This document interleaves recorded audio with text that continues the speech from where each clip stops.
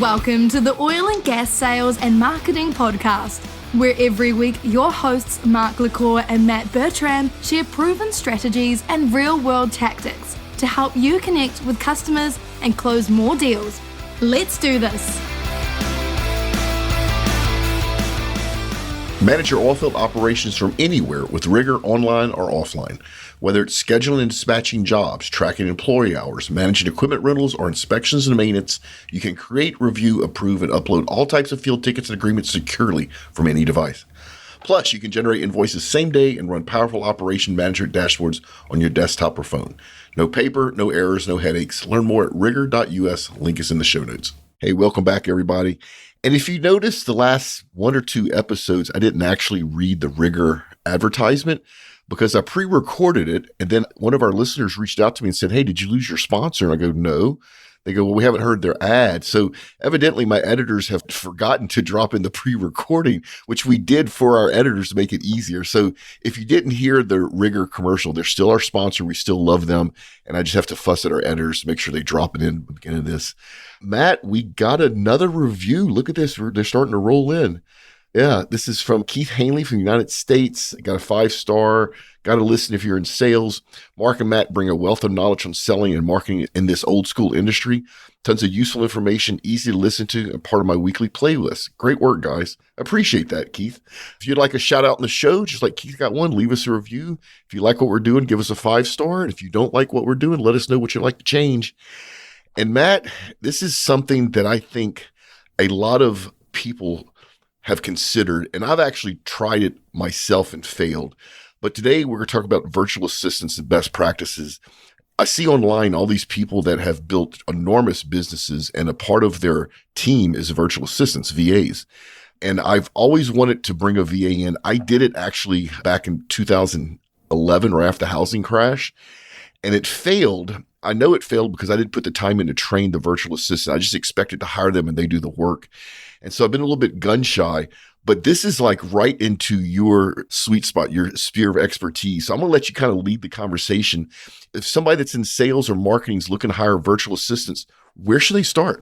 Well, a little background story that I shared with you previously, just to give everybody like a understanding of my experience level in this. I have a number of different, I'm like a general contractor, right? And I do the strategy and I have a solid team in-house. But if we get too much work, I have vendors and contractors and VAs, depending on how you define it, that can help come fill out work. And I also build teams for people that want to do integrated marketing and run their own team. So I have a huge pool network of people that I work with.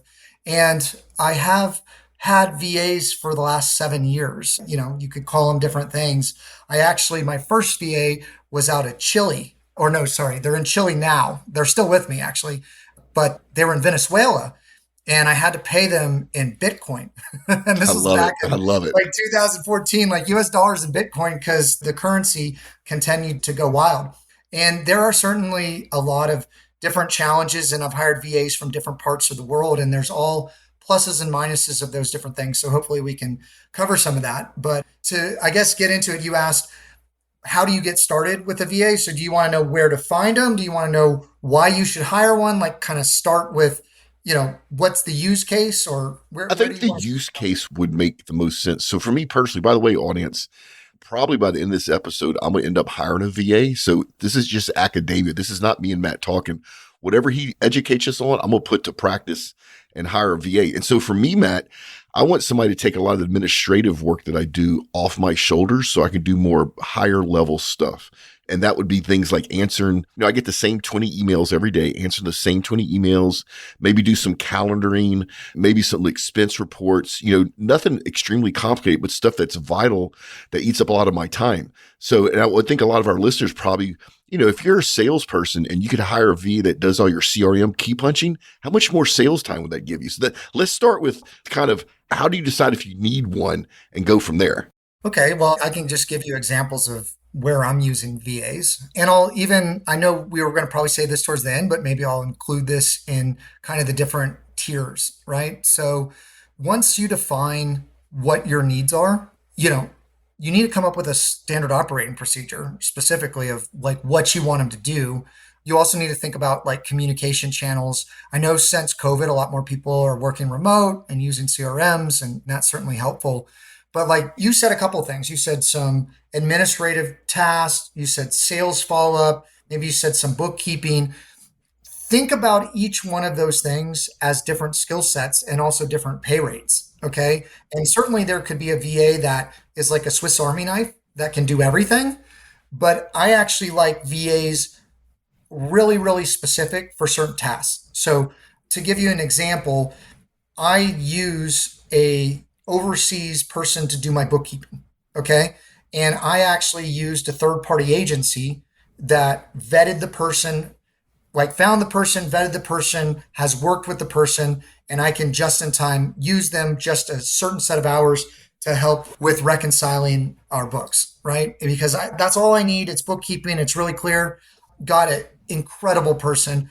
KPMG, I think background, like fantastic. Now they are on a different time zone. Okay. So working with them, setting times early in the morning, late at night. Sometimes, you might send a video explainer, something like that. And that's where a lot of people get caught up is on the communication. Also, a lot of these VAs can speak perfect English. Some of them are even educated in the United States and went back home. Were you going to say something, Mark?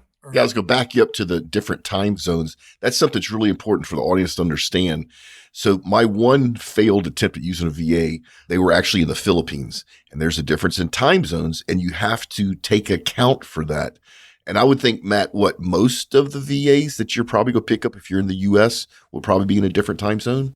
Yes and no. I would say VAs for different skill sets too, right? I think that I would tell you for development programming, Ukraine has been displaced a little bit, but Ukraine programmers, Russian programmers, really, really good, right? IT support, India, okay? IT support, India, customer support, big, big, big in the Philippines.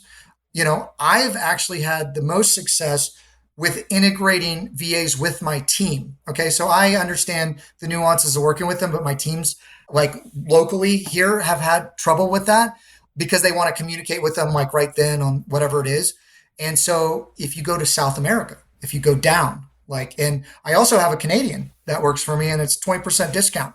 And they're actually an account manager for me.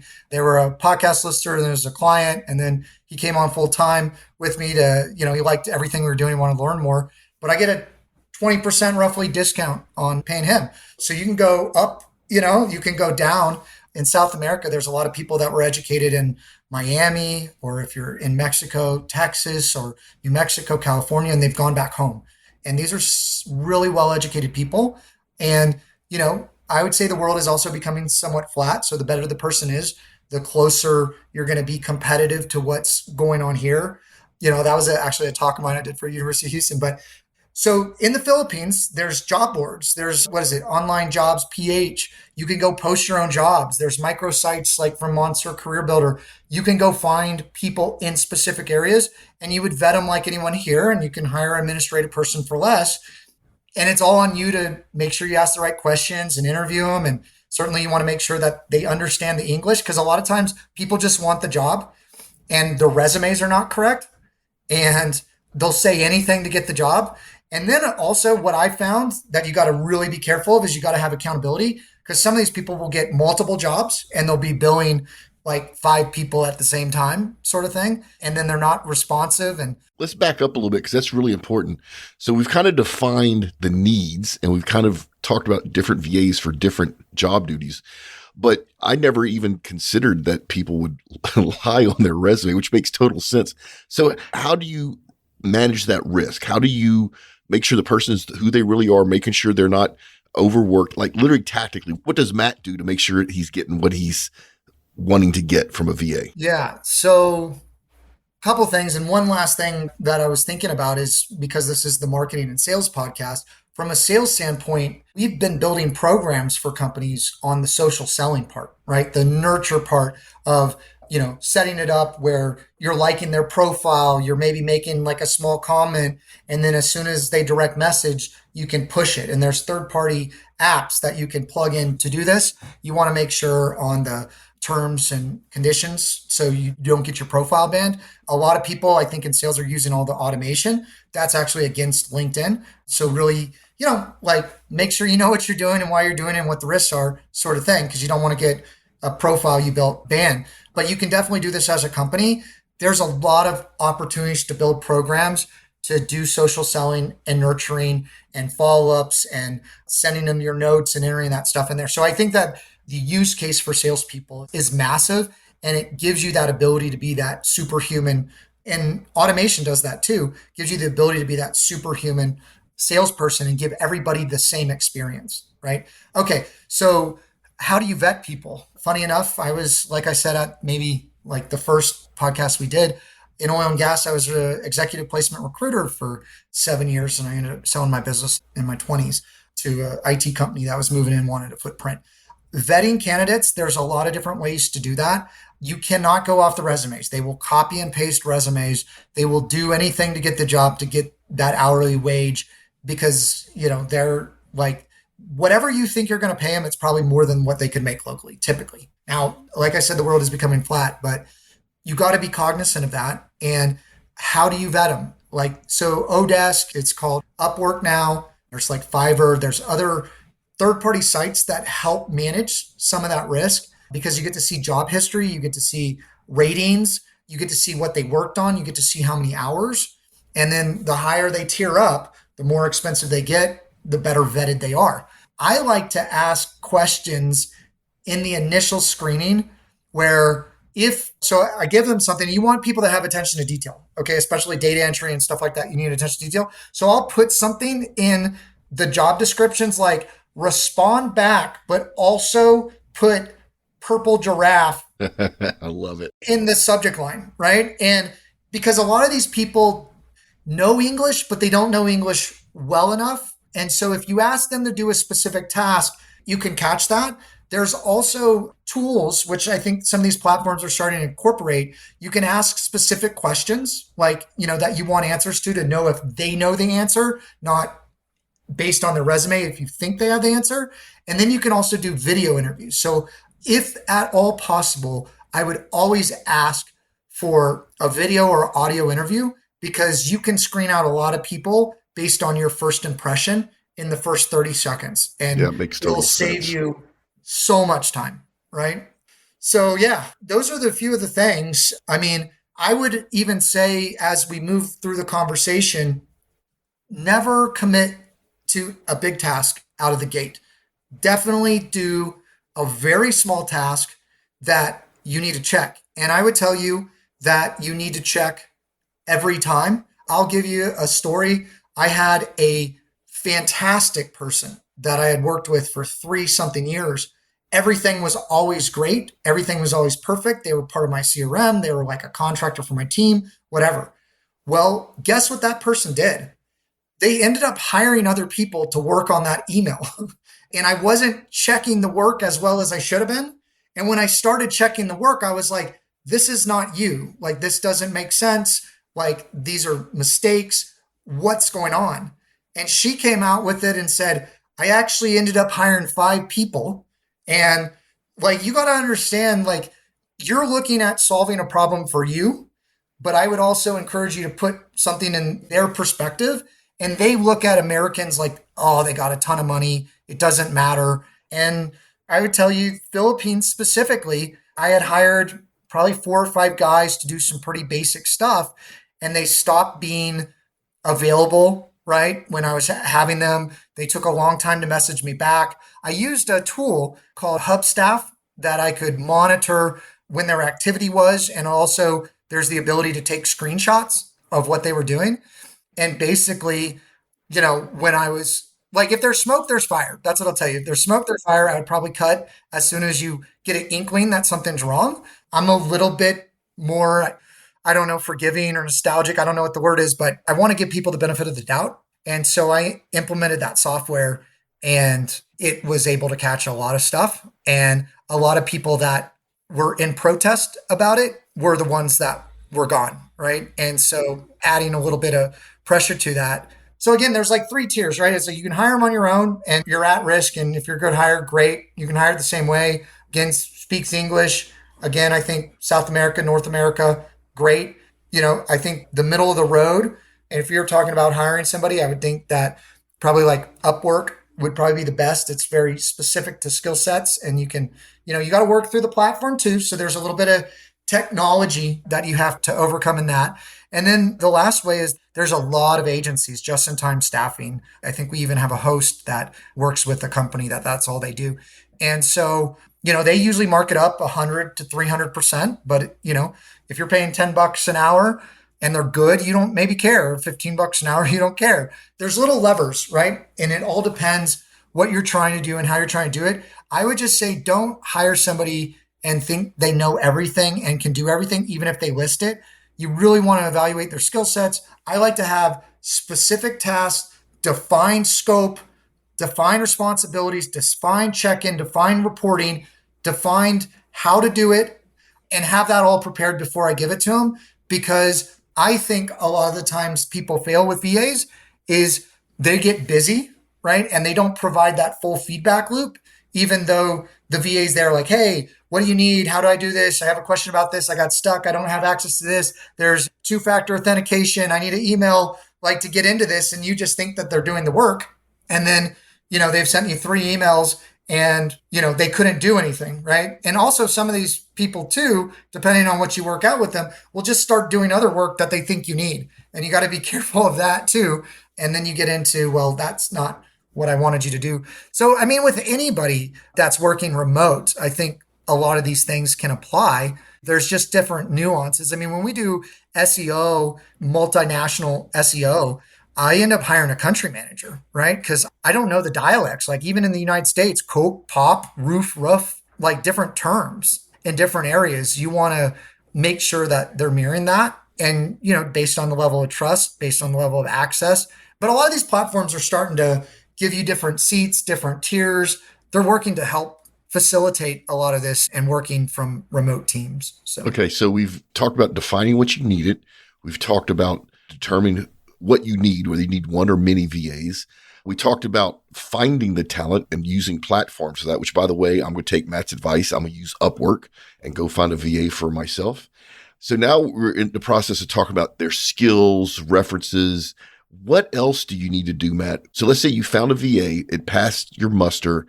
They're the person that you believe can help you with whatever job task you need a VA for. Once you hire them, what do you need to do to move forward? And before you even say anything, I do want to talk a little bit about making sure you train them, because I think that's why I failed my first VAs. I didn't spend enough time training. Yeah. So one is remember their people. Okay. Remember their people. And I would say try to make a personal connection with them. I think that that's super critical. That's super critical with any role, any job. I would also say that you need to make sure you set aside time to train them and that you've done that prep work. And then you have, I would set like weekly minimum of follow-up, right, with them to see if they need anything, if they missed anything. What a lot of people do is they get going. Oh, I got a VA, check the box. They get running. They think they got it all figured out. They think they gave them everything. And a lot of times we have a lot of stuff in our head that we don't get all that information out and communicate that to anybody. And then they don't have a full access or perspective or understanding to do that. I like to do, I say, 2 forms of communication. So chat, email, or, task, video, add a video to the task, then have a SOP.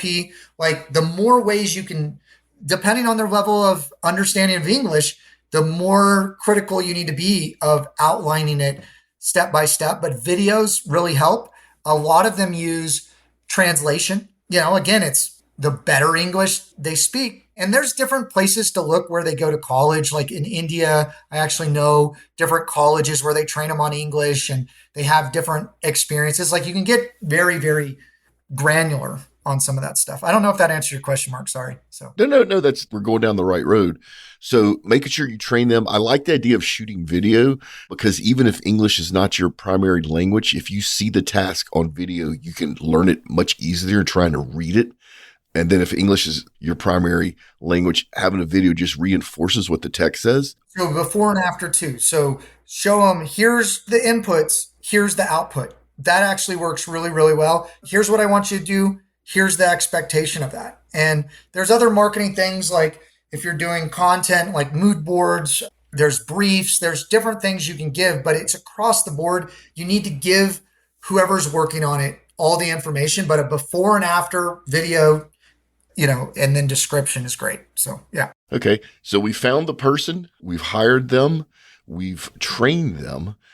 Actually, let's back a little bit. Before we hire them, what do you think about a trial period to just make sure they're a good fit for both of you? I think 100%. And I think you need to tell them that it's a trial period. You can even negotiate less for the trial period. I say, hey, like this is like at risk. Let's do a trial. If you accomplish this good, give them a little bit of a carrot. Typically with a lot of contractors, right, you pay them more for less time. I think when you're utilizing a VA, they want that long-term work. And, depending on their experience level, they know you're their resume, right? You're their reference. They're their credibility as you move through it. So a lot of them will work for less, and then you can kind of step them into what you need. References are tough. Okay. References are tough unless you use the agency. Like you can see the references online. A couple people have sent me references. I like video testimonials. I like text testimonials so much better. People have called references on me and, I don't know. It's just like, it's fine. I can tell you this. Who would be dumb enough to turn in a bad reference? So we get that from the business point of view. People want to talk to our sponsors. Do they think I'm going to connect them with a sponsor that didn't like working with us? No. So it's almost worthless, I think, in today's world. Yeah. I mean, you want to see a video testimonial and look at their face and see how they're responding and how enthusiastic they are. And they say their full name and they say what they do. And like, it's a legit review. I like all the stars and I like all the reviews. And, I think everybody reads the bad reviews and kind of looks at like a collection of those reviews. So I think that, I was talking with a client today is they had one-star review on Google, and then they had 5-star reviews, like 130 of them, but they were from over a year ago. Right. And so it was kind of a mixed bag on like, hey, you need to work with your team to continuously getting, those public reviews. And I would expect the same thing, because if someone doesn't have a lot of public reviews and doesn't have a brand online, by the way, I read a book about that, but I would say, you can't trust it. It's at risk. And I would say the less reviews they have, the less I'm willing to pay them, because it's the more risk on my part and it's the shorter contract. But I also call it, I'm glad we talked about this because I almost forgot this analogy. I called it for a long time kissing frogs. Okay. I called it a long time for kissing frogs. So I give a lot of people a lot of small tasks, right? And someone would do a bad job and that was just part of it, right? But then you would find that one really diamond in the rough, awesome, like prince, princess, whatever. And then boom, now you have a great person that's affordable in your stable of people to work with. So, over the last, let's say 5-7 years, I've gone through a lot of people, right? But through that, I've found a lot of really good people and I've really kept that risk short. And now we have that process to work with them. And what, like I said at the beginning of this interview, what I've done a lot is, there's teams that want to build like an internal team, but they're not ready yet. And you're spending a lot of money on one person. A lot of people want to buy like an integrated team already, right? Like they want to buy a skill set of people, but they don't want us to manage them as the general manager, project manager, whatever you want to call it, or strategist. Maybe they want to manage their own people and then, use it advisory kind of, hey, I want to get your opinion on this. So based on my recruiting background, based on my marketing background, I've been building a lot of teams for people and then kind of handing it over and trying to corporate train them on being able to utilize that. And I'm seeing a lot more of that as everybody's trying to cut costs, is like you can find the equivalent, like let's say on the very admin level, right? I would range a right out of school admin person, I don't know, 35, 40K if they're administrative, not oil and gas, like, it's crazy versus the rest of the market. But if you compare that, you can get a 5-year experienced person for a fraction of what that is, or you could get 5 people or more. I don't know. You could run the numbers for that person. You know what I mean? And so, man, it's starting to become a different world. I think everybody has to compete effectively on what they deliver, and everybody needs to lean into the skill sets they bring. I still believe that US client facing, US based people is better. I also believe customer service. I actually believe like the Philippines, they're going to compete with AI. I think AI is going to get really, really good on customer service. And, a lot of people want to talk to a real person. I remember when I talked to a real person and they really helped me and they can answer the Yep. question. Like that makes a huge difference. So you got to evaluate all these different kind of levers and decide, what's right for you and your company or you as an individual. All right. So we talked about defining the needs. We talked about using platforms. We talked about making sure that you conduct proper interviews and tests. We talked about training, a trial period. You touched a little bit on payment. Let's kind of go back up a little bit because I'm getting ready to hire a VA based upon this conversation. So let's talk about range. So if you wanted an entry-level admin person, what do you feel is about the right amount that you would pay? And then let's say you wanted a .NET developer that's really good, which would be on the high end. About how much would that be and how much would you pay? Just so people that are listening get a feel for the range. What I would first say is ladders.com does a really good job. And there's other sites that do a really good job of giving you pay ranges based on country. Okay. And also region of country. I would take that into consideration based on who you're trying to pay, and make sure it's competitive, but also like not astronomical. You know what I mean? I would say if you're looking for again, like what are the things, Mark, that give me the exact person you want to hire from, like, do you want them to speak perfect English? Do you want them to work on your time zone? Because some people in India and Philippines will work at night. Some of these younger people will work at night. They're super hungry. Yeah. So let's say I hire somebody that I want to be able to read and write perfect English, not necessarily speak it. And originally I'm going to hire them just to answer the same 20 or 30 emails I get every day, which is, an hour or two a week logging in. And I don't care what time zone they work. I would say, again, different levels of English have actually different kind of pay ranges, $4 to $6. That's what I paid. Like, depending on, like, if I was to find somebody to do that, depending on areas of the country, like I can tell you, like Chile's going through kind of a hyperinflation. So it's changing the rates, but I think you could find really, really good person. Like $4 is good. I mean, $3 is kind of like trial. Some people will do it. They're kind of getting into the business of doing VAs that they did usually like customer service, like in a big call center. And now they're doing it on their own. They'll lie to you too on how much they're getting paid and everything. But I would just say, start somebody between $4 and $6, maybe I wouldn't pay more than $7. I think you can find really, really good person. Let's say my next level up is I'm a salesperson and I want to hire somebody that speaks, reads, and writes excellent English that works on my timeline scale.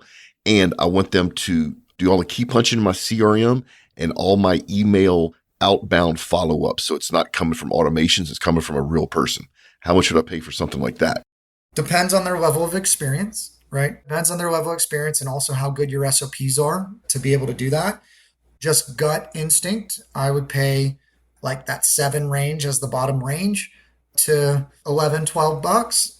If you want to be richer, then be richer. But I think $10 to $12 would be, you could get somebody with 3-5 years experience that knows how to do it. Now, again, they're all going to say they know how to do it. So you got to kind of sift through that. But I think you can get great people. I have great people in that range. So see, salespeople, if you want to spend more time selling and less time doing admin work, it doesn't cost you that much.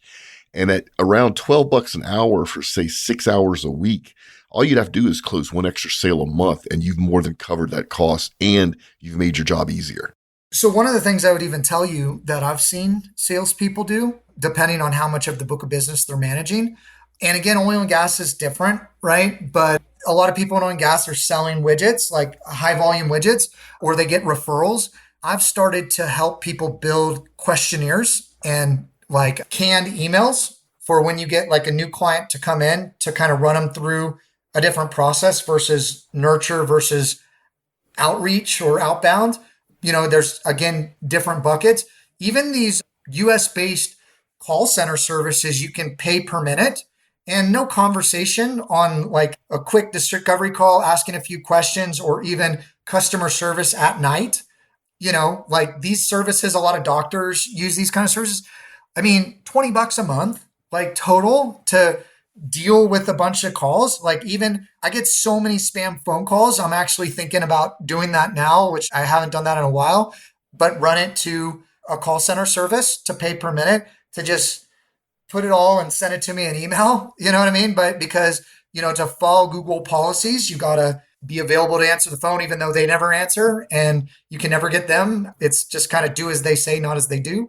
But, there's a lot of ways when you have these different skill sets to build workflows, right? To have people do different things and then, really give them a very narrow scope. But man, you can like utilizing a call center or an intake for new calls, or even, sometimes people want to answer their phone for the referrals or, existing clients. Like there's so many different ways to layer it based on your business. You just need to map it out, right? I think that that's the biggest part of it. So. Yeah, well, this has been great. We're actually way past time.